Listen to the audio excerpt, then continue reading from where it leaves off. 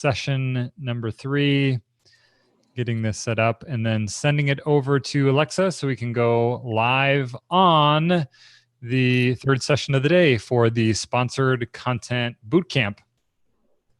And I am super excited to get this started. So if you can hear me or if you can see this session right now in the chat area, go ahead and give a confirmation. You can say, gotcha, or you could say, you bet. Or if you are from Minnesota, you can say, you betcha. And that would be how you can let us know that you can currently see what is live on YouTube. So go ahead and let us know if that's coming through okay. And you can do that in the chat area down below.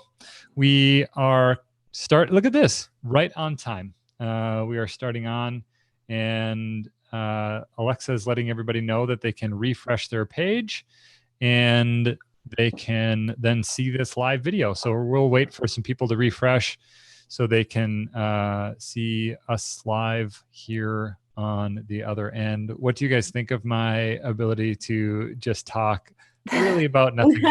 It's good. It's real good. Yeah, thanks. So as you can see, we have Jenna and Lindsay here with us, and they're going to be talking about some of the behind the scenes for Pinch of Yum and the sponsor content process on Pinch of Yum. And before we do that, we'll wait for a little bit here as people start to roll in. And as we are doing that, like we've done in all the other sessions, we would love for you to introduce yourself. So I'm going to go ahead on my side and share my screen so you can see how that looks here. And I'm going to be talking about a few different things before we jump into some of the Q&A with Jenna and Lindsay. Not technically Q&A. We're going to be talking Q&A is the last session of the day, but we're going to be talking about some of the behind the scenes for Pinch of Yum. So here's the agenda for this call. We're going to be doing some introductions. Then we're going to jump into the Pinch of Yum sponsor content process. We're going to talk about Food Blogger Pro a little bit. And then we're going to do a quick reminder of the Q&A and remind everybody to submit questions because that'll be the last thing that we do today. So let's go ahead and do this. Say hello, say where you are from. We would love to hear from you and hear where you're from, what your blog is, and your name. So go ahead and introduce yourself. I'm going to expand this out so you can see it better. There we go. And I will start. My name is Bjork, and from today, currently broadcasting from St. Paul, Minnesota. And Food Blogger Pro is the kind of blog and website that I work with. So Linz, do you want to go next? Yep, can do. I'm Lindsay. Hello. What are we saying? Where are you watching from today? I'm in Minneapolis, actually. So Bjork and I, if anyone doesn't know, Bjork and I are married. So Bjork is at our home and I'm here at our studio, which is in Minneapolis, Minnesota. And you can see actually behind me, I think you can maybe, depending on your screen, you can maybe see Krista behind and Alana, they're working on some videos. So my blog /brand name is Pinch of Yum, pinchofyum.com. Great. Awesome. Jenna, do you want to give a quick update? You are just down the block, which is kind of funny. Yeah. So we're all going from our different locations, but why don't you do a quick introduction? Yeah, I'm Jenna and I'm the office manager at Pinch of Yum. And like Bjork said, I'm from where I'm recording live from St. Paul, like 4 blocks away from Bjork right now. And I do not have a blog. I'll say I am Pinch of Yum, basically. Yeah. So, and it's funny because your role is office manager, but it's like so much more than that. We have to figure out a better we have to figure out a catch-all phrase for you because it's so much more than office manager. Cool. Thanks. And fun to see we have another person from St. Paul. Julie is coming in from St. Paul, New York, Idaho, Salt Lake City. We love Salt Lake City. Lizzie from Minneapolis. Lots of people from lots of different places, which is really exciting. Phoenix, totally awesome. So quick overview. I say this at the beginning of every session. If you hear little blips in your chat, you can go ahead and mute that because that's going to be a little bit annoying for you, I would assume. We did introductions, Bjork, Lindsay, that's who we are. We also have Jenna And then Sage, our dog, who has decided not to make an appearance for this afternoon session.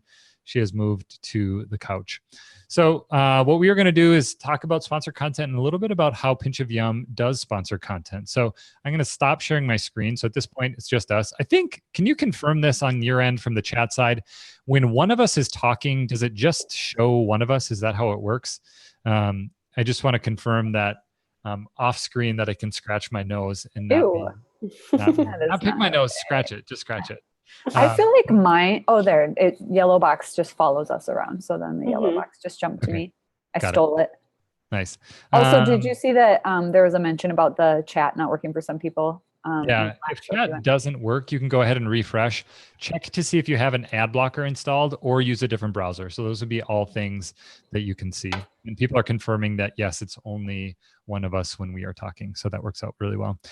So here's what we're going to do. We have kind of a rough overview of what this will look like for our conversation. We're going to be talking about three primary things, the behind the scenes for Pinch of Yum and sponsored content.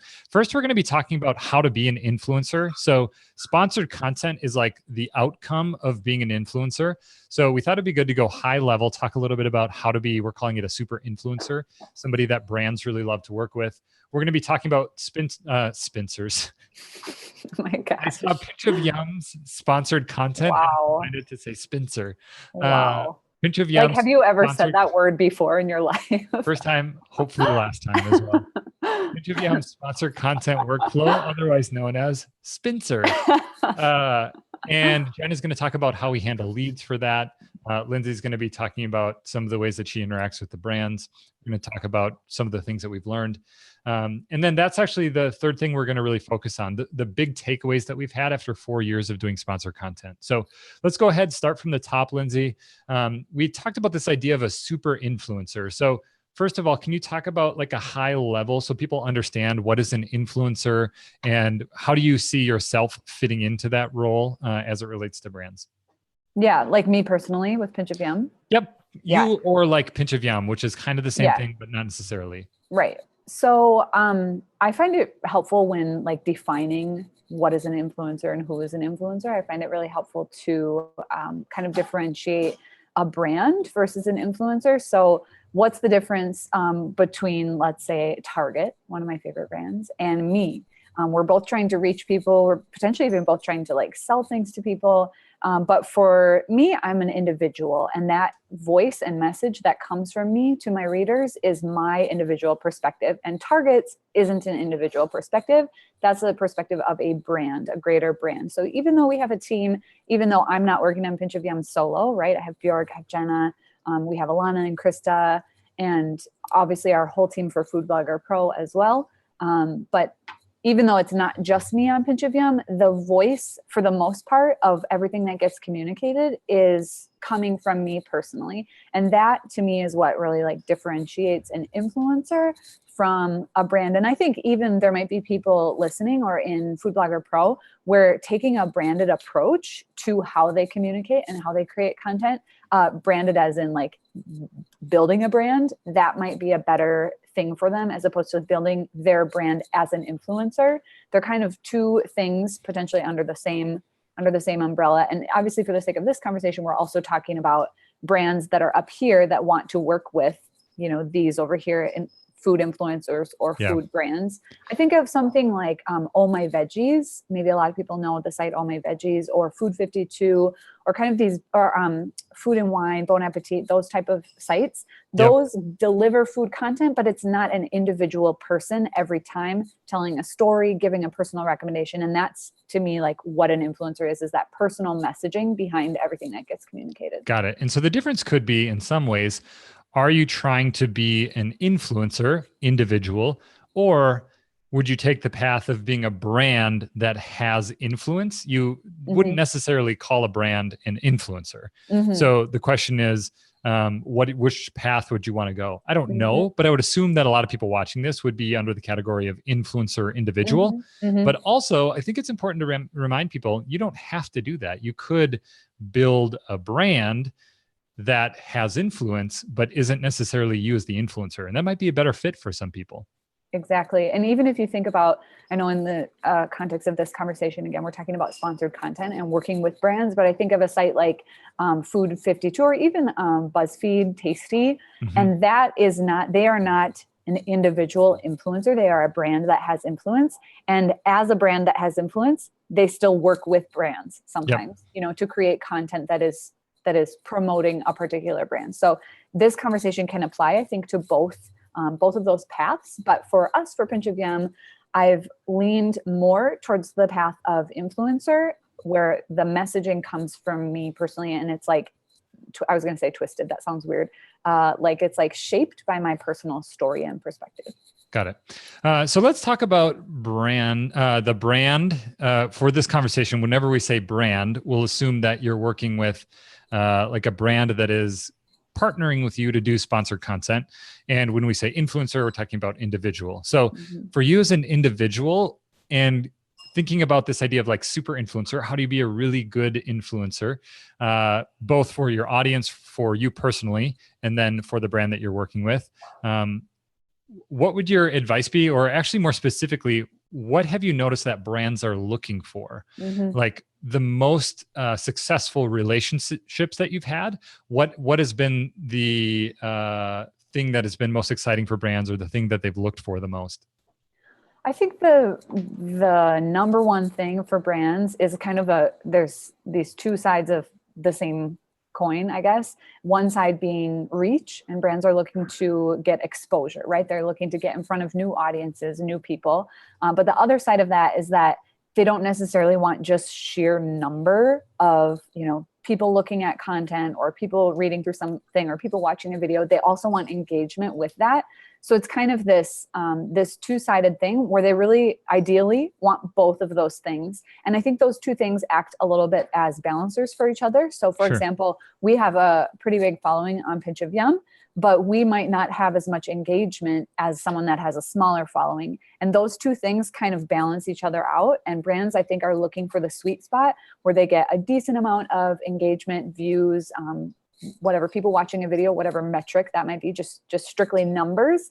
And then they're also looking for those anecdotal pieces of, does this person respond to their comments? Does this person, have people that then send a picture of a completed recipe using a particular product? Are they engaged with their audience? And I think both of those things together is really at the heart of what most brands are looking for. And Jenna, question for you. You know, you do the campaign report. So we interact with a brand on the tail end of a campaign. And what are the ways that for Pinch of Yum as a brand that we're communicating back to the brands that we work with and saying, like Lindsay said, kind of these two different metrics? Here's the numbers for something. Here's how well this certain thing performed. So how do we do that? And then is there any way to really show the engagement piece, like anything that you can highlight or communicate back to a brand or a representative that showcases that? Yeah. Because mostly what we're sending in, is my face coming up? I just realized the box is not moving. It is, yeah. I think what happens, it's okay. a little bit confusing. It doesn't ever point it at you. Like I don't ever see that. So we're talking about Zoom on our end. You guys can't see this, but so it doesn't show it for me either, which threw me off. But yeah, I think you can assume that you're coming up all right. And Jasmine confirmed that. No worries. If I'm not, we could hide it too if you want to just be like a secretive, mysterious voice. Yeah. No. So yeah, when we follow up with brands, we're sending the bulk of it are the analytics for the blog post and the video. But one thing we do, and there was a recipe recently that we just did this, is like if someone makes the recipe and they post it on their Instagram stories, we like to send a screenshot of that. Or if there's any standout comments on Instagram or on the blog post itself, we like to send that. So it's kind of like those extra little things when we see something that there's a great comment or a great Instagram story, we'll be sure to capture that and then send it to the brand, just because I feel like it gives it there's more of a personality behind our audience then, rather than just the numbers of who viewed it. So That's great. And I can imagine, Lindsay, if you're at home and somebody tags you in an Instagram story, then you're doing a screen capture on that. If it's just in general, sometimes if it's a cool one, but also especially if it's a brand that you've worked with, and then this person is saying, hey, I made whatever this is, and it was a piece of sponsored content, screen capture that to follow up with the brand after, just because it's so beneficial to be able to show them not just the numbers, but then the story, like that speaks to the engagement, and to have a page on the campaign report, or even just sending it along to a contact after a campaign report is done, where it just says like, hey, here's the details of, or here's a specific situation where this, somebody made it. It could be 6 months after the fact sometimes. Yeah. And one thing I always think about with that is I think about not only like, what does this mean? Like, oh, it means one person, hopefully for every picture you get, there's 100 more that make it and don't send you a picture. But okay, so I have one person that sent a picture that they made the recipe. Is that actually that valuable to send to a brand? But I often try to think about the people that we work with have to then go and present the performance of this campaign to the people that they work with. And it's almost like us not only communicating to them that we thought it was effective, but like you said, Bjork, like giving some kind of a story element to the campaign, and giving them a piece of information that they can then take back to their team that makes them able to tell a better story to their team. Yeah. And I feel like that's something you've talked about a lot, but like as much as we can make the brand look good to the people that they are working with, and give them those personalized, more intentional pieces of information, I think that really helps campaign. And I do think that brands look for influencers that do that and that are willing to kind of go that extra step of responding to comments, taking a screenshot of an image, or even if somebody tags me in the image, going to the image 6 months later and saying that's so great, and tagging the brand that was a part of that sponsored campaign or whatever it might be. Those little things, I think those things matter. It's important to remember too that like everybody probably has somebody else that they're connected to, or not necessarily working for, but working with, that they want to impress. And it might be that it's a PR agency that wants to impress the brand that they're working with. Or if it's the brand, it's maybe somebody that works in the marketing department that wants to impress their, the chief marketing officer or something like that. And so giving them as much information as possible after, so then they can go and do their job really well, makes you a better person to work with. So I think that's a really good point. So here's a question under the kind of super influencer category that we're talking about. One of the things that's important is balancing your job as an influencer across protecting your brand and making sure that it's lined up, really continuing to offer value to your audience, and then also continuing to offer value or offering substantial value for the company that's paying to work with you in a sponsored content capacity. So Lindsay, can you talk about how you balance those three things when you do sponsored content?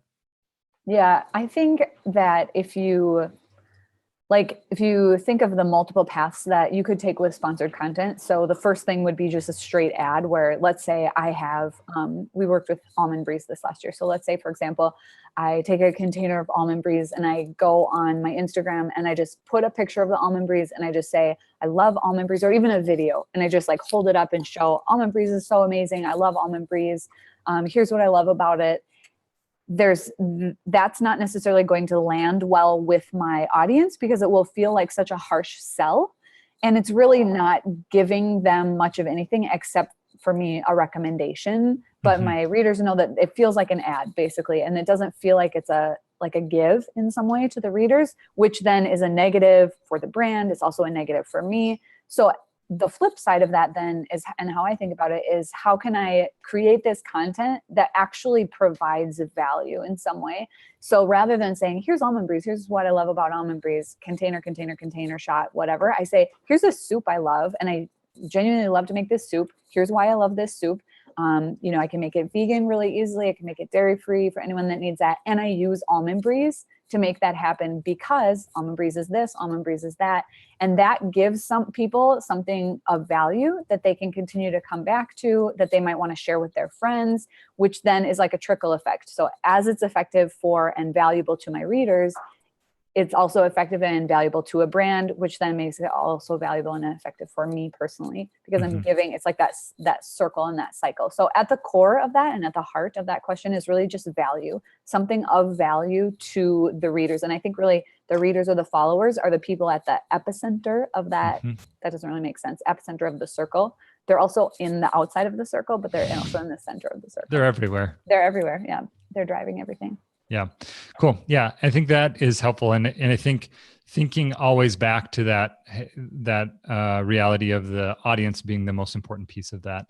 And knowing that without the audience, you wouldn't be able to do any of the other things, and people that are on the other side consuming that content, and knowing, we talk about numbers a lot. How many numbers do you need? How many followers do you need? But each one of those is an individual, and to always remember that it's an individual that's consuming it, not just this mass market of people, but it's a person sitting somewhere, maybe on the other side of the world, or maybe 4 blocks down, that is consuming that content. So I think that's a great thing to keep in mind.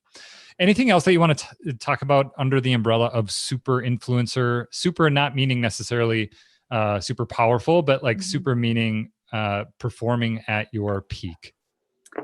I would just add that it's important for, I think, us and those people that are watching this and listening are in the position of influencer, kind of on this side of things. I think it's important to remember when you're sitting on this side that people do listen to you. And right now, I feel like as brands look at advertising and as they allocate their budget for how they want to advertise to people, how they want to reach people, potentially you as an influencer, and even I would say as a micro influencer, I think is defined as someone with a following of like 10 to 100,000, which is still a really decent following.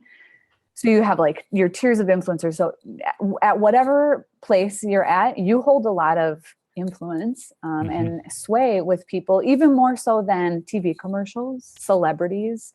There was an article I just read on Curelate, and they said of a group of people that they interviewed, it was like 85% said that they trusted a recommendation from an influencer or a micro influencer more than they trusted a recommendation from a celebrity. That's pretty significant. So I think that's just something to remember as we approach the conversation, is like, you have something of value, and if you're able to continuously give good value to the people that are following you, you're sitting in a position of power. So like, sit up, feel good about that. Like, you can be confident in the influence that you have. Yeah, that's great. Cool.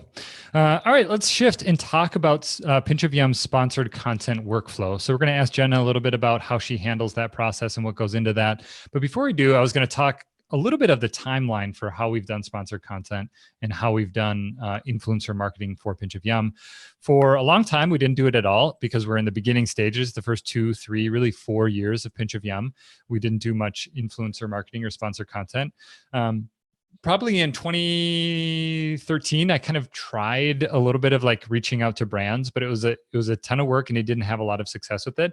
I also think that was on the earlier end of influencer marketing. So it was when things were just getting started, or it was on the earlier side of things, as opposed to now it's a really commonplace thing, growing exponentially as well, as we've talked about.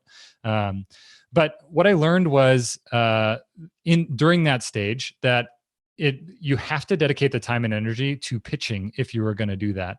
We have a course in Food Blogger Pro on sponsored content. We have Alexa, who's a Food Blogger Pro member, also has a blog, talks about sponsored content. Jenna talks about the Pinch of Yum process. And in that course, talk a little bit about the idea of reaching out to brands, connecting with brands, doing sponsored content when you're in the earlier stages. But for us, we didn't have a lot of experience doing the pitching side of things. So I'm glad that we have those first 2 sessions to talk about that.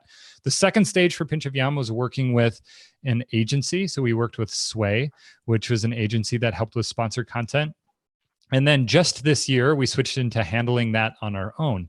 So I thought it'd be helpful to take some time to talk about what our process looks like, maybe to field any questions in the chat from people that are curious to know kind of at a high level how we go through the sponsored content process. But maybe what we can do to start with is, Jenna, if you'd be willing to explain on a high level, kind of the the general process that people go through, starting with somebody reaches out to you via email, the contact form on Pinch of Yum. Can you walk me through the general process? And then Lindsay, you can do color commentary if needed. So the general process, sponsor content process, Jenna. Yeah.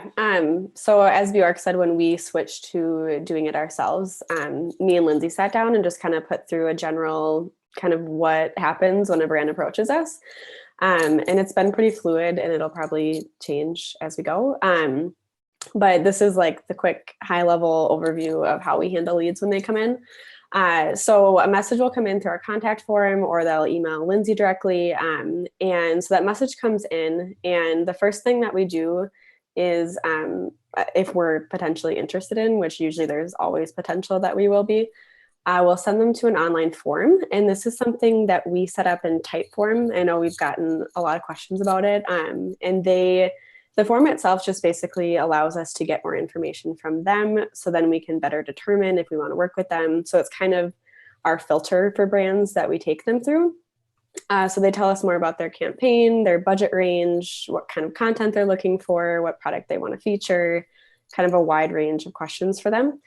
And then we'll use that information to determine if we want to discuss further or move forward with it. And this is usually dependent on budget and timeline and what kind of product they want to use, and if it's a good fit. So if they don't have a budget, or if the timeline doesn't fit, or something's just not right about it, then we'll just pass right then and there. But if those things line up, we will, then it moves into more of discussing more of the details of what a partnership would look like. So usually for more often than not, at this point, we'll set up a call with them. Or sorry, I just skipped a step right there. Sorry. So once they send us, or once they fill out the form, if we're interested, then we send them our media kit. Sorry about that. We just actually call them. They don't even know it. Yeah. Out of the blue. Yeah. So we'll send them our media kit, and that has our rates and our packages and our analytics and all that good stuff. So then if they come back and they say, yes, this is in my budget, we're still interested, then from there, we'll move on to discussing details further. So usually at that point, we will set up a call, especially for blog posts, just to make sure that we're on the same page and have the same expectations, and just to have a better touch point than just email. Yeah. So yeah, once we have that, and if it's still a good fit for both the brand and for us, then it moves into the contract phase, which has some negotiations every once in a while. But yeah, so that's kind of like super quick, high level overview of it. So it's just a few small steps. And I feel like, if I can jump in, like something worth mentioning is that with the media kit, so them filling out the form and then us sending the media kit, and then us getting on a call, like the reason for that flow is really to avoid doing any deep negotiation over the phone. Like when we get on the phone, we want them to already have an idea of what our rates are and what type of projects we do with brands, and really to focus the call more so on what are your goals for this campaign? How can we, as Pinch of Yum, deliver the best possible deliverables for you? And I feel like that step where it's not like they get on the phone and then we're like, this is how much we charge for a post, but they've already seen that in writing before we get on the phone. And actually that's already been alluded to in the form that they fill out. Like those two pieces help to kind of anchor that conversation, and don't require us to be like negotiating on the spot on the phone. Mm-hmm. Right. Yeah. And I think it's also worth mentioning that for those of you that are in those earlier stages where you're not having brands reach out to you, my encouragement to you would be to also set up these processes.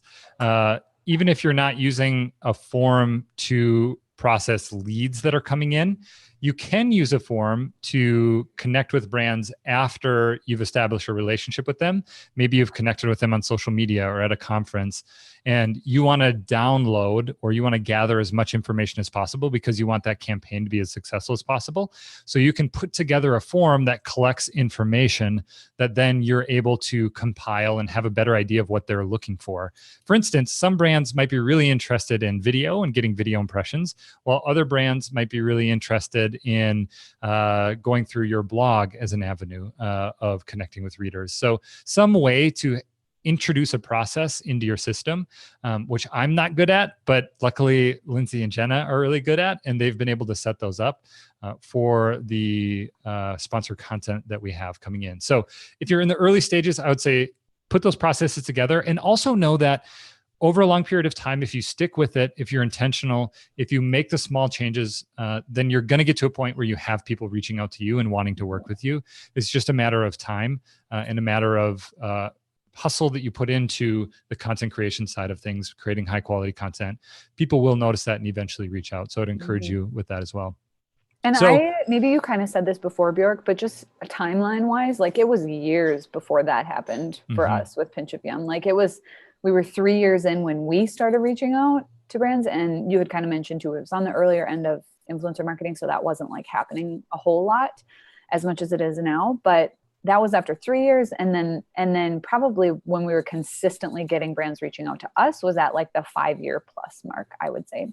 Yep. So It's a lot. And that might not sound like a lot of time, but like that's a decent amount of time. And it's you working really hard on things. And for a lot of that, me as well. So it's like 1.5, 2 people working on something for an extended period of time. So make sure to factor that in as you're thinking about your site, your growth. Maybe you don't have 2 people working on it, probably don't. So know that I just want to alleviate some of the pressure that some people feel when they're in the early stages, feeling like, I got to do this. Everybody's doing this, I should be at this point, whatever it is. There's all those like outside social pressures that people feel when they do the comparison game, but it takes a long time. I just want to encourage people and let them know that it doesn't have to be yesterday. Stick with it. And that'll happen eventually. And that's why people trust influencers, is because you can't just pop up overnight. Yes, You that's a have really good point. over a long period of time. And then that's why you gain that trust. So That's great. So can we talk about, let's say we get to the point where we've looked at a contract, we've signed it, maybe we've gone back and revised it a little bit. What does that look like after that? Lindsay, you can start with this, and then Jenna, you can do some color commentary. But so after we start working with a brand, how do you manage that process? And knowing that there might be multiple blog posts that you're doing or videos, what does that look like?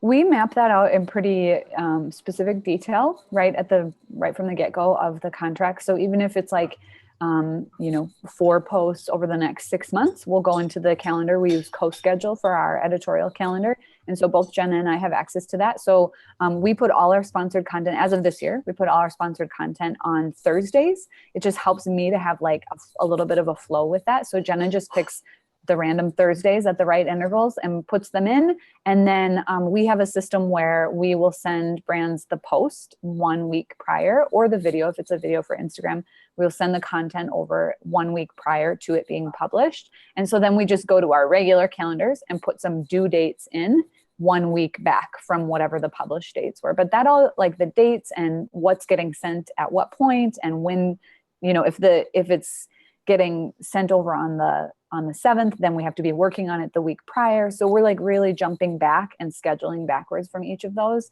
And we're scheduled pretty far out with sponsored content.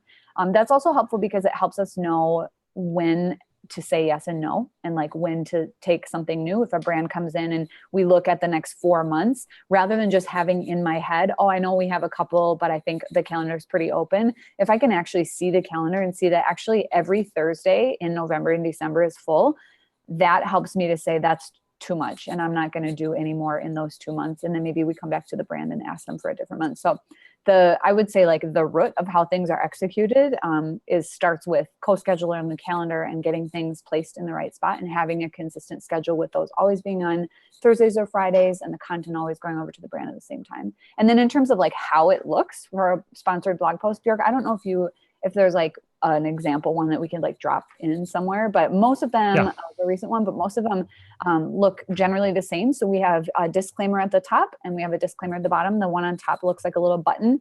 And usually those pieces, the links, the disclaimers, those all go in last. So I just build out a post like I normally would. So I develop a recipe, photograph it. I write my post as I normally would, and I just put a little bit of extra text in, a little extra key messaging about the brand. So kind of what I mentioned before about Almond Breeze, maybe it's like, oh, I love this soup. It's super good. Here's why I like it, because it's healthy. It can be vegan. It can be dairy-free. For our dairy-free option, we use Almond Breeze because XYZ. And then we have a picture, we might have a picture of the product and there's just a little bit of a blurb about Almond Breeze and why we like it. And then it's the normal recipe format. So everything about it really looks like a normal post. And I think that's kind of the point, right? Of like influencer marketing or kind of marketing and content, branded content that looks like your native content, because then people come and they say like, hey, this is what I'm used to seeing. This is this same format of valuable content, except this time it just has been sponsored by this particular brand. Yeah. And I think that's probably worth mentioning, that it's important to put those disclaimers in there, not just because it's helpful for your audience, but also because it's a rule. Like FTC, Federal Trade Commission, says you need to disclose when you're getting paid for something. And also, I think most people know this, but you need to use no follow links as well. And that's important because Google doesn't want people to be paying to have links on other sites. That makes sense. Jenna, can you talk a little bit about brands in terms of like, are they reaching out to you and saying, hey, can you give us the stats on this? Or is that something that we have built into the process? After something we say, after a certain point, we always reach out, we supply this information? Or are there times where brands are coming to us and saying like, hey, can I get this early? Or would love to have more information on this? How does that work? It really varies brand to brand. We have some brands that are like, I don't know how to say it, like very hands off and just like very easy, and what we supply them with is all they need. But we do have some brands that are, especially with like analytics, where they'll ask like a few days after a video goes live, ask about just kind of the back end analytics of what Instagram provides.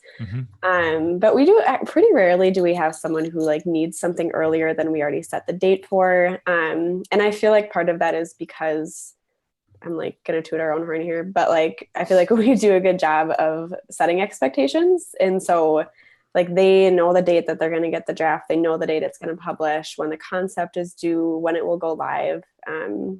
So yeah. And can you talk about how we do that as a team? And I'm including we as myself, even though I shouldn't be included on this. Can you talk about how you guys do that? Like set expectations? Because I think that's such an important part of the relationship, is doing that on the front end. Yeah. I think one of the ways, and it's just, so sometimes like a brand will approach us and they want to do the content, but they have super vague timelines. Like they don't have specific dates. So we always will just push and make sure that we pin down dates, like from the get-go, make sure they're in the contract. So I feel like that's a big part of it, is like getting the date set. And there's always flexibility. Like there's sometimes when we have to move a blog post to a different month or whatever. But I feel like just setting that right up front, and setting the expectations of saying you'll get it 1 week in advance. If they need to approve the concept, which we try to avoid, but if they do, then setting the exact date for that. And then internally, we use CoSchedule, but we also use just Google Calendar for a lot of those due dates too, of like literally, we just started this recently of like putting it on Lindsay's calendar, like you are going to develop this recipe today. So like even setting dates down to like when you're developing a concept is just part of, I think, being organized and setting those expectations for ourselves, but also for the brand too. Can you, for those that aren't familiar, can you, Lindsay, talk about CoSchedule, what it is and how that works? So it's a, what is the, does it have tool, like a name? service? Well, I mean, Content I was like management system. Yes. Oh, Well, yeah. Is that what it would be considered? I mean, it is. But when I think of content management system, I think of like WordPress. But it's like a organizing tool, basically. So they call it a marketing calendar. There we go. Marketing calendar. But it is a calendar that is really effective for organizing and scheduling content and / content marketing / just your marketing stuff in general.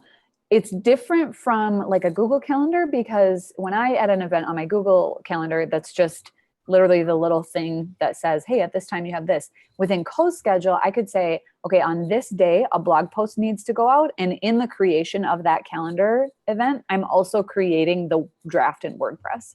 So it's like, it's connected to our WordPress. It's connected to our Instagram. Now it's connected to, Jenna, do we do Facebook and Twitter through CoSchedule as well? Twitter we do, but Facebook we just schedule through the app. So various social scheduling, every once in a while I'll go in and put in a new blog post into CoSchedule. But then one of the beautiful things about CoSchedule is that you can drag and drop things. So for example, I was going to do that on Monday, but now it got pushed back to Wednesday. So just drag that to Wednesday. And then if I actually want to go in and work on the post, I just click on that event. So we're in CoSchedule a lot. We're using that quite a bit because of its ability to connect in with Instagram, the messages that then go to our Instagram, the files that get uploaded to Instagram, and blog posts on WordPress, etc. Got it. Cool. Yeah. Oh, Go ahead, can I Jenna. add one thing to that? Because the other hard thing that we went through when we first set up doing all of our sponsor content in-house was like, we're to manage the different elements of what's included in a contract. So that especially means like where it needs to go after the blog post publishes. So that's another way that we use CoSchedule, is not just like scheduling it, but organizing it. So like after a contract comes through and I put the blog post on September 7th or whatever, then I'll also add tasks for that day that say post this recipe to Facebook, post it to Twitter. I don't usually have to remind myself to do Pinterest, but I feel like that's another great tool. So then you don't have like a million calendars going at once, is just to kind of put that in right away. And you can just to help to remember where the blog post needs to be amplified after it's published. Awesome. Yeah. Great tool. A couple things with CoSchedule. We have a podcast interview that we did with the founder of CoSchedule. So make sure to check that out. We can drop that link in the chat. Otherwise, you could just search like CoSchedule Food Blogger Pro podcast and that would come up. And then if you're a Food Blogger Pro member, we've talked about this a couple times, but we have a deal section. We actually have a CoSchedule deal and you can get 60 days for free. So if you're a member, be sure to check that out. Like we mentioned, there's a lot of different deals that we have within Food Blogger Pro. We've talked about Business Ease. Danielle did those first sessions this morning. So we have a 30% discount on Business Ease, as well as #legal. We have $50 off. So if you're a member, be sure to check that out because that's a really powerful tool and a good one to check out, especially as the content marketing calendar or just your content calendar in general gets a little bit more complicated. It's nice to have that all organized in one single kind of container, one area. Yep. So anything else that you feel like is worth mentioning when it comes to the workflow that we have? Any big learnings that you guys have had as we've, we're almost 9 months into the managing all of this internally? One thing that we didn't touch on that I feel like is important and often just because it's so like administrative gets forgotten, is putting it in place like an invoicing system. And that's something that is kind of like always fluid, and because I am the one that manages that. So I feel like that's one thing that can get lost in the mix, especially when you're working with like 10 brands at once or whatever, like remembering what their invoicing process is, how they pay you, and like when you need to invoice them and when it's due. So I just use a Google spreadsheet for that. But I feel like that's something that is super important, but seems so like bleh because it's so technical, like it's so administrative, but super important to get paid obviously for the work that you're doing. So that's something else that is just part of our execution, is having that process in place too. And just, having the dates of when we're invoicing, when we should receive it and things like that. And that's the kind of stuff that, is if you don't have a system, it can be so overwhelming, right? Because then you're thinking like you're storing all of that stuff in your head. And like for me, especially to store that in my brain would be a terrible place to store it because I would really easily forget about it.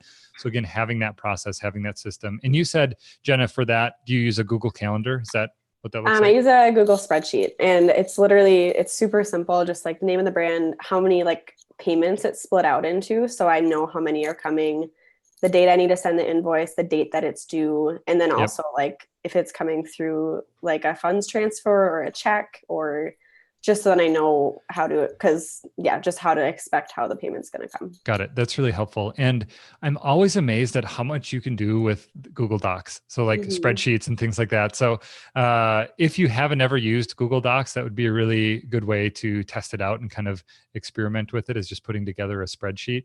And it's super, super slick. So great thought. Lindsay, anything else you would add in terms of workflow? I don't think so. Okay. Cool. So let's shift here and talk about the last category, the really big takeaways that we've had over the past 4 years. And I would say a lot of those are probably within the last year, just as we've really been more intentional about doing more sponsor content. It's become a bigger part of the process for Pinch of Yum. So we have a couple different subcategories within this that we'd love to talk about. But one of the things that I think is really important to mention is that if you are managing the process internally, if you are going to do it and you're not working with an agency, then you have to realize how much time this takes. And this is something that Danielle talked about. Factor that in when you are quoting somebody. It's not just the content creation, it's also managing the entire process along the way.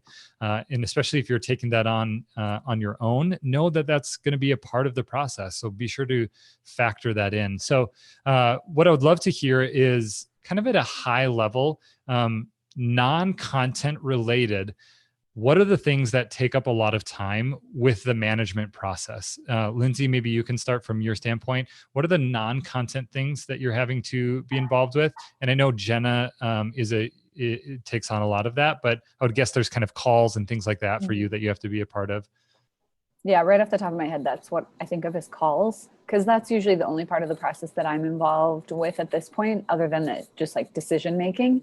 But I think just calls, just a lot of like meetings and calls and check-ins. And we want to talk to you about the recipe, and we want to talk to you about our goals, and that kind of stuff is important to some brands. And that's totally, okay. It's totally an okay thing, but it also takes a lot of time. And so as much as possible, we try to limit those either to brands that we're going to be working with on a long-term basis, or we somehow negotiate into the contract for that time. And we say like, hey, look, for every blog post, we understand you want to get on the phone and do one call, but we're going to, here's how we're going to frame that as we think about doing this partnership on a year-long basis. But for me personally, it's probably calls. Jenna, for you, it's probably more like the email back and forth and that kind of stuff. Yeah, I would say just kind of, and some brands, like I said, are like super easy and hands off, and they know what they want. Like, I feel like it makes a difference when a brand approaches us and they know what they're looking for. And it makes them more easy to when they trust us to produce good content. Because I feel like the bulk of my time that it takes is going, especially through the contract phase. Not just with like all the legal jargon we have to read through, but just even like just the negotiations of how many blog posts they want or how many videos and at what price. So I guess, probably a better word for it would be the negotiation phase is probably because it's not just me back and forth with the brand, but it's then me and you have a meeting and we talk about it and come up with a new proposal. And so that's probably the bulk of that with some brands. So and that's actually a good lead into the next point that I wanted to talk about, and that we thought would be an important point to mention, was this idea with negotiation. You're not just negotiating price, and that's been a really interesting learning piece for us through this past year and year beyond as we've done sponsor content. But there's also a lot of different things that we need to be aware of, and it's not negotiation like trying to get as much as you can or do as little work as possible, but just coming to the table with a brand or a PR agency and saying, here are the things that we've learned to be true and that are really important, or here are the ways that we work internally that might not fit exactly with the plan that you had or the expectations that you had. So would be interested to hear both of you guys, Jenna and Lindsay, talk about some of the things that you found are most important to negotiate that aren't necessarily price related. So Lindsay, can you start and talk through a few of those things? Yeah, one of the big pieces is like the creative voice, and not just the voice in like key messaging and what gets literally typed into the post, but also like what type of recipe the brand wants and if they want control over that. And that's just something that we will negotiate on. Like, for example, if they want to co-collaborate on recipe development, that's usually, we've found, not super effective and just ends up taking a lot of time because there's a lot of back and forth, me saying here are they, and a lot of times brands will come and say, hey, we want you to send us 5 ideas. And so then I'm like spending time, that's not just like random stuff that I'm actually sitting down and thinking about what would land well with my readers, what would be seasonal, what's going to be a good fit and engaging. And then we send those over And then they're like, oh, actually, we're thinking something more like this. And so then it's like back to the drawing board and doing that again. So as much as possible, we try to avoid like a I guess by nature, the word collaboration is co. I don't need to say co-collaboration. But we try to avoid like collaborating on recipe development is what I should say for that. Yep. And so we'll negotiate that. So if a brand says, hey, we want you to send us 5 concepts and we're going to collaborate with you on that, we'll say, actually, here's one of our terms that we would like to agree to is that either we're going to do the recipe development or you guys are. And if you have a specific recipe or, theme or holiday or something that you want us to develop content for, that's totally fine. Or else we can just go off on our own, but making that category of recipe development a point of negotiation is something that's been important for us. Yeah, cool. Jenna, anything that you would add in terms of things that we need to clarify or negotiate with brands as we're looking to do a sponsored content relationship with them? Yeah, I feel like just echoing Lindsay, that's usually the biggest thing. And that's something that when we get a contract, if we see like anything remotely similar to like co-collaboration or just like needing to go through multiple rounds of approval, that's a red flag to us just in if we want to even like move forward with it sometimes or how to approach it. So yeah, I feel like that's the biggest thing. And even sometimes like, because there's all these other like little tiny things, like say they want the disclosure to have links to their social media or things that are like outside what we normally do and we don't want it to feel too salesy. There's always little things like that. But even at times, like when we're going through negotiations, we will like if they, I guess it's just like, I don't know, like determining like which hill you want to die on. Like if it's like, if we agree to like these tiny little things, then like sure, we'll do that. Then like the big things that are most important to us, like not co-collaborating and having the creative voice, then like we're willing to sacrifice those things too. Because that's probably what's most important for Lindsay and us for sponsored content is keeping that voice. So Yep. Yeah. That's great. One thing, like kind of another example of that is brands will often ask for like 5 call to actions. So they'll say, we want you to direct people to a newsletter. We want you to have them enter a giveaway. We also want them to click on this page, and this page on our website. And we want you to give them a coupon code for something. And sorry, I'm distracted because could you hear my little notification there? No. Okay, good. I got a little notification. Somebody's blowing up your phone. Somebody's blowing up my phone, man. Always blowing up your popular. Phone. No. So just part of that, and Danielle talked about this in the previous session, but just educating brands on what's actually best practice. Because when they come to us with that, they're not trying to be pushy. They're just trying to create a successful campaign. And that's what they think will be successful. And so part of that, I feel, is not just a negotiation for our benefit, but also for their benefit to say, hey, look, we've done that before, and that's just too much information to give people in one post. And so we'll do one call to action. Which of those are the most important? And we think the reason we're limiting that is because it's the circle of winning, right? It's the win for the reader, it's the win for you, and then that also becomes a win for us. Yeah, that's great. And it's the education piece. Like a lot of times it's educating them. And for sure. Cool. All right. So we are coming to the end here. But if anybody has any quick questions, maybe we'll do just 2 or 3 we can hit, so you can put those in the chat. But just want to remind you, the real Q&A session is going to be at the end of the day. So in about an hour, we're going to have Jenna, Lindsay, and Danielle back on, and we're going to do a Q&A session where we're going to field some of those questions that people have submitted at that URL. But we can maybe hit a couple here today. As we're waiting for some of those questions to come in, one of the last points that we had, and I think that's important to point out, is that it's okay to say no. And Lindsay, do you want to talk a little bit about that and why that's important to feel okay saying no? Yeah, I think it's really important. And it's also hard when you're just starting. I'm a lot better at that now. But it's easier to be better at that when you feel like you have enough other sponsored content. If you have 3 brands reach out to you in a year and then 2 out of 3 aren't a good fit, that's harder to say no.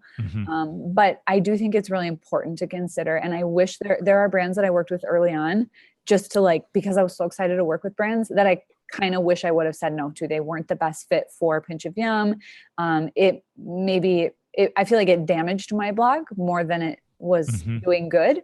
And that's not even about the brand necessarily. It's just about the right brand association. And your influencer brand, right? And you know what types of products and what types of brands your readers are going to be interested in. You know that by reading comments, by paying attention to the emails people send you and what type of content they like that you create. So I consider my primary job, to be like gatekeeper of content for Pinch of Yum, whether that be the blog or Instagram or whatever. I'm kind of like creative director of content. I'm the voice of it. I'm the influencer. But really what that means in a lot of instances is that I'm the gatekeeper for that. So even if a brand comes and they've got a great opportunity and it's going to pay really well, but for example, let's say it's a cleaning company, and it might even be a cleaning company that I use and like.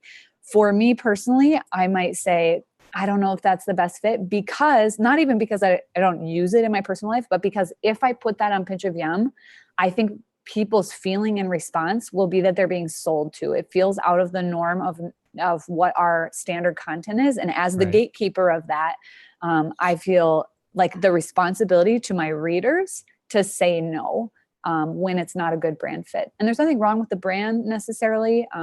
It could be that we've worked with that brand in the past and they have been really rigid about things and we didn't enjoy working with them. So then when they come back again, we're going to try to think outside. I think part of that is like thinking outside of just dollars, right? So they come back and they might even say, hey, we'll pay you really well. But if it was a really awful experience, and most of the time, really what it comes back to, like what I said before, is the readers. So if the content is going to be awesome for the readers, maybe there's a good path there. But if it's not going to be awesome to the readers, it's going to feel like they're being sold to, especially with a product that it's like, this isn't what I come to this site for. Then I think it's really important to think about the possibility of saying no. And that's Yep. hard to do. That's great. Yep. Cool. So there's a couple questions that came in and would love to jump into those. One was about no follow links and talking about those. That's a really important concept to understand. And the idea is, if a brand is paying you to produce content on your blog, if you're linking to their website, you have to use something called a no follow link. And if you just Google how to create a no follow link, there'll be information about how to do that. But the idea is, a brand can't pay to have a link on your blog unless it says no follow on it. And the reason is because links influence how high something shows up in Google. And Google doesn't want people to pay to manipulate that rank. So you need to use a no follow link. That's really important. That's a really good question. Somebody asked if there's a couple questions, like examples from the questions that we use from the Typeform. Mm-hmm. And we don't have to go through all of them, but what are just at a high level, Jenna, can you give a couple examples of the questions that people would have, or the questions that people would see if they were to look at that form? Yeah, I just pulled it up. I'll just kind of name off the ones that like we pay the most attention to or most important to us. One is like, why do you want to work with Pinch of Yum? It's just interesting to see how people answer that. I feel like it tells a lot about how well they know us in the brand itself. What type of content are you looking for? Are you looking for a long-term partnership or short-term? The most important one probably for us is, what is the goal of your campaign? Yeah, that's great. That and budget. We ask, what kind of budget are you working with? And we give ranges. So you don't need to like set a price, just quick ranges that they can choose from. And then the last one that's always just really helps determine if it's a good fit is there a specific product from your brand that you're looking to feature? Because they could be like I'm trying to think of like an example. They could be a brand that have like hundreds General of Mills. products. Yeah, something like that, or like a Land O'Lakes or something like that. So I feel like that's also important for us to know what they're looking to feature. So those are probably like the most important ones that we look at when someone submits it. Great. That's really helpful. And I think that'll be helpful too for people as they think about building that out. Like I said, even if you're in the beginning stages, that's totally okay to do, to have that process built in, and to start being intentional with thinking about how you're running your blog as a business. And even if you haven't done any sponsor content yet, you can start to create those systems. Last question, Katie was wondering, Katie Keck, we both know Katie, was wondering, Lindsay, do you get a lot of red ink back from brands when you send a post 1 week in advance? That's a really good question. It depends on the brand. I would say this year it's been pretty minimal. Wouldn't you say, Jenna? Yep. Yep. Most of the time, and we also, that kind of comes back to the conversation about setting expectations. So one of the pieces of information that we send over, that's like a proposal for the brand, once we've had the call with them, we know what they're looking for, we send over this proposal and we say, hey, here's what we'll do for this price, and then here are some of our just high level guidelines, and we'll say things like, we don't, or maybe that's on the media kit, I think it's on the media kit, isn't it, Jenna? The expectations, where we'll say like, we don't allow more than one round of edits. That's on our proposals that we'll sometimes send over. Okay, so I was right the first time. So send proposals, and we'll basically communicate that to brands. Hey, look, we don't want you to steal our voice away. And if you don't want our voice, then like it's probably not the best fit for you to work with us, because that's what we can offer. That probably has some of the highest value. So most of the red ink that we get from brands has to do with like referring to a product a certain way. So if this sounds so dorky to say, but like if I call it by some nickname or something, or like if I or don't capitalize it. I feel like that's a good example. Or sometimes brands have a particular way that they want it to be named, that isn't how you would naturally say it. And so then we'll just go in and get that correct. Or I might have like certain facts that aren't, that need to be fact checked or something. So, and every once in a while there might be like a piece of messaging. For example, I had a brand that we're working with long-term, and they came to us with a summer post, and I said something like, I can't even imagine using this for any other recipe ever again, because I love this recipe so much. But they said, we don't want you to say that, because we're going to do a couple recipes with you down the road, and we don't want that to be like conflicting information. So it's not even necessarily that they're rewriting it. They're just highlighting a sentence and saying like, here's why this doesn't quite land with our messaging. Can we have you either rewrite this or take it out of the post or whatever? So I feel like in the last year, it's gotten a lot better. In previous years, we would have some brands that would come back with a ton of edits, but we've really tried to, as we've taken sponsored content in-house this year and really like owned that process, we've really tried to be upfront with brands about saying like, look, if you don't like our voice, if you don't like how we write, and how we communicate with people, then probably it's better for you to find somebody else to work with, because we'll do one round of revisions, and that's it. Yeah, and a big part of that has to do with the intentional communication on the front end. Yes. So it's not awkward after, where it's like, no, we're not going to do this. Like it was established from the get-go, and the brand has to know like, hey, we trust you. We've seen your previous stuff. So yeah, I think that's a really good point. Somebody asked about if you don't get payment, but if you get product in exchange. I think that's a good question. That's something that we've done with Pinch of Yum. Somebody else asked, like, how does that impact taxes? Technically, what you should be doing is you should be tracking that for your taxes. So the value of that would be the exchange. And you should also disclose that you receive that product if you're posting about it.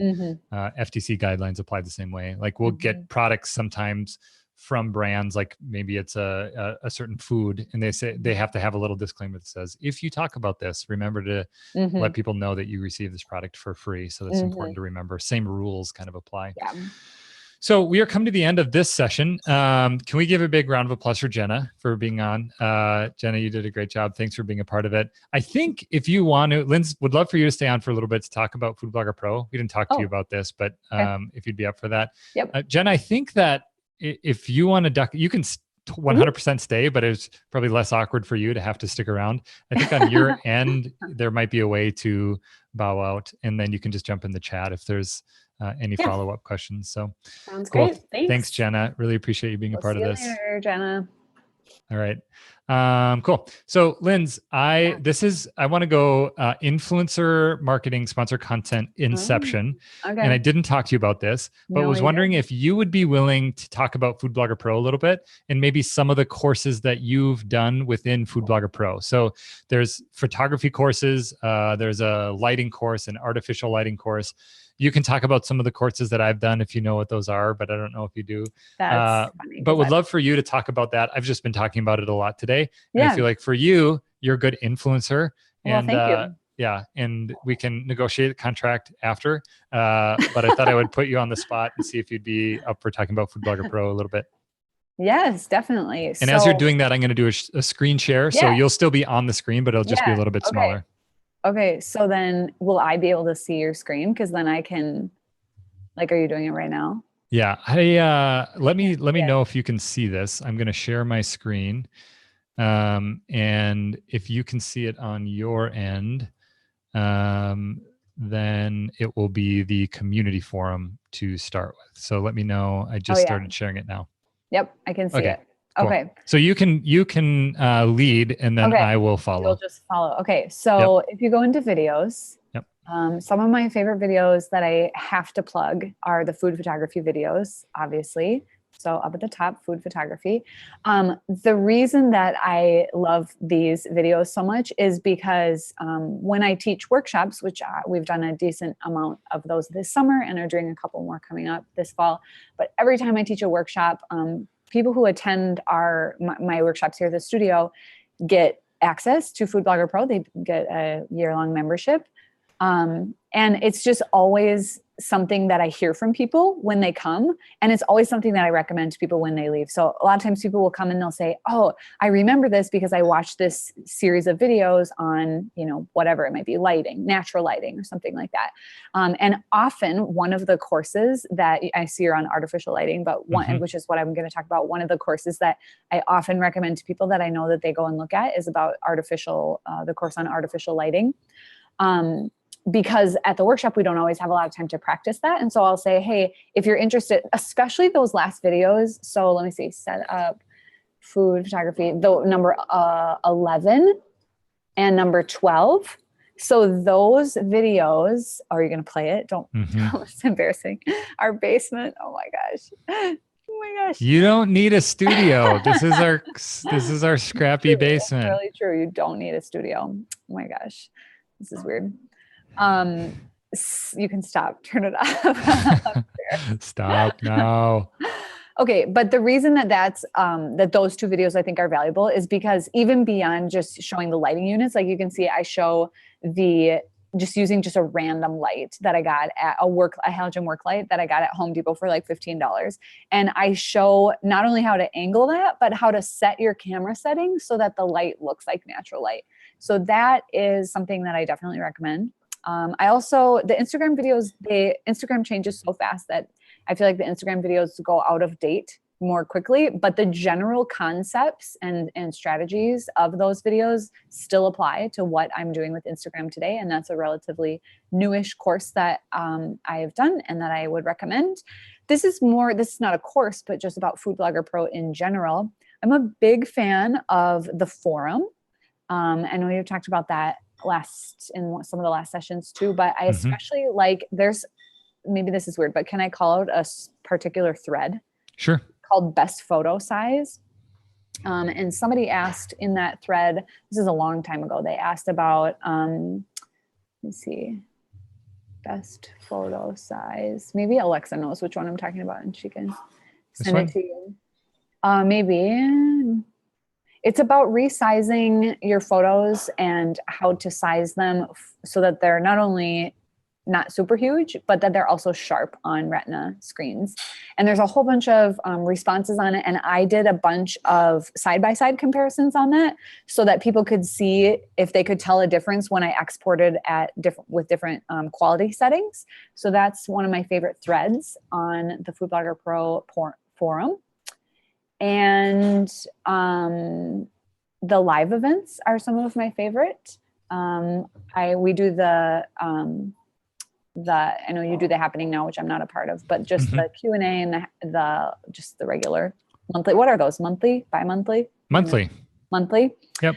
But I always I'm not on all of those, but I was coming on because I like interacting with people. There's usually 100-ish. Is that right? 100-ish people on those. And I like it because people can vote up questions. So for example, if there's, that's the one, that's the thread. Yeah. Yes. So you can see here. So I did a bunch of exporting of different photo or the same photo with different settings so that people in this thread can try to see if they can tell a difference with different qualities, with different sizes, etc. And that is a helpful thing, I think. And it's helpful to hear too what other people say about how they size their photos to be sharp on Retina screens.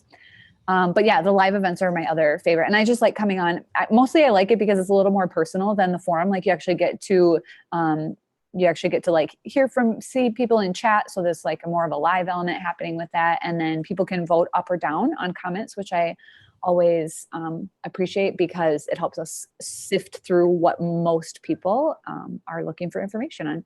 Mhm. So those are some of my Cool. Thanks for doing that. And thanks for doing it on the spot as well. Yeah, of course. Yeah. Really appreciate it. I will, at this point, stop sharing my screen. And then anything else that you want to share, Linz, or you want to get the heck out of here? I have some granola in the oven, so Go take care of that. Will give that a stir. Actually, I think these lovely ladies took it out for me while I was on the call. So cool.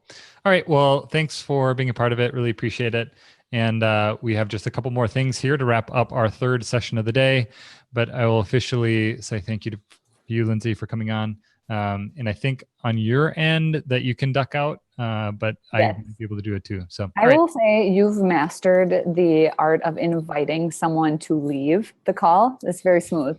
I think on your end, there's just a button you can press to get out of this call. It's kind of like when somebody's at your house and you go, so what are you guys doing tomorrow?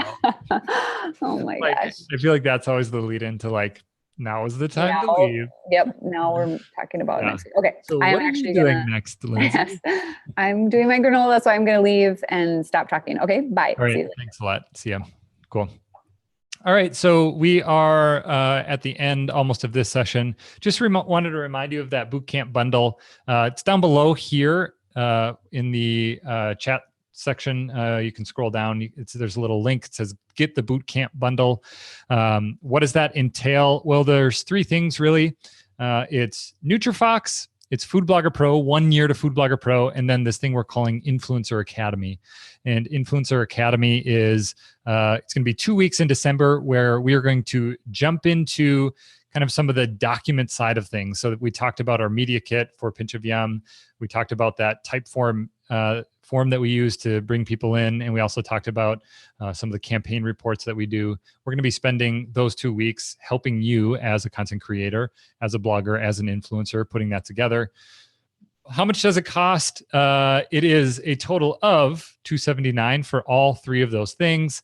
And we also have some additional things that are offered within that. One being all of the content from the Sponsor Content Bootcamp. That'll be a part of it.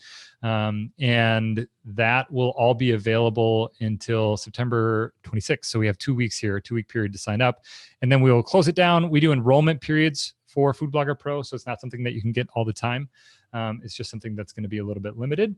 And what I'm going to do is stay on for a little bit. If you have any questions in the chat area, I will jump into the chat and answer any of those questions that you might have about Food Blogger Pro, NutriFox, or Influencer Academy, how that works. And if you want to be a part of it, we will answer that. I will be doing that in the chat area.